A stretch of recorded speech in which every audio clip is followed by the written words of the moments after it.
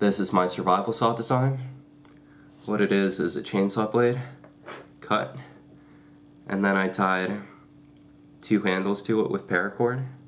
The handles are recycled from chainsaw pull cords. If you don't have those, you can make handles out of just paracord. Let's see how it works. I've got a small log here. Let's see how it works.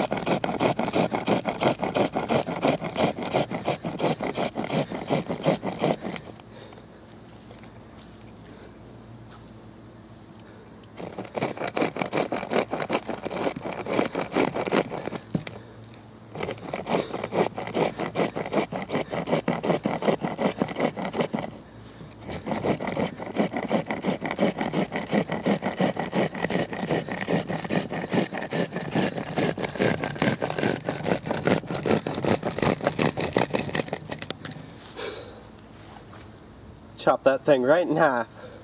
If you liked my video, make sure you tell me in the comments. Positive feedback just really makes my day. Don't forget to like, comment, and subscribe.